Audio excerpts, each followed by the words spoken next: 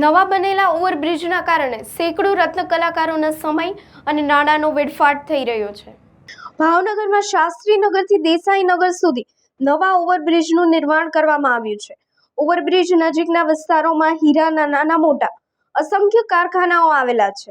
સામાન્ય રીતે અહીં રત્ન કલાકારો કુંભારવાડા, અક્ષર પાર્ક, હાદાનગર સહિતના વિસ્તારોમાંથી આવતા હોય।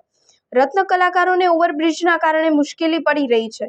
ઓવરબ્રિજ નીચે બનાવવામાં આવેલા ડિવાઈડરોના કારણે રત્ન કલાકારોને દિવસમાં 3 વાર ઘરે જવા અને કારખાને આવવા માટે અડધો કિલોમીટર ફરવા માટે જવું પડે છે। ત્યારે ઓવરબ્રિજ નીચેથી રત્ન કલાકારો સરળતાથી પસાર થઈ શકે એવી યોગ્ય વ્યવસ્થા કરવામાં આવે તેવી રત્ન કલાકારો દ્વારા માંગ કરવામાં આવી રહી છે।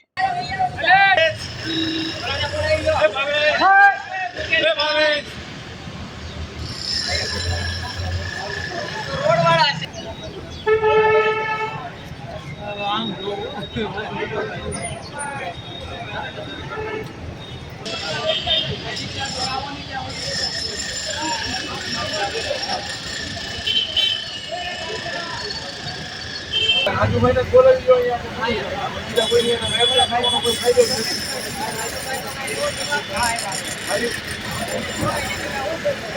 રાજુભાઈ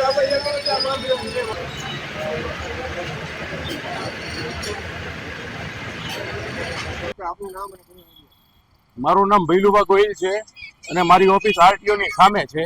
અહીંયા પ્રોબ્લેમમાં એવું છે કે મારે સરકારશ્રી, કમિશનર સાહેબ અને સ્ટેન્ડિંગ કમિટીના ચેરમેનશ્રીને રજૂઆત એવી કરવાની છે કે અહીંયા આજુબાજુમાં ઓછામાં ઓછા હીરાના 50 થી 100 કારખાના છે।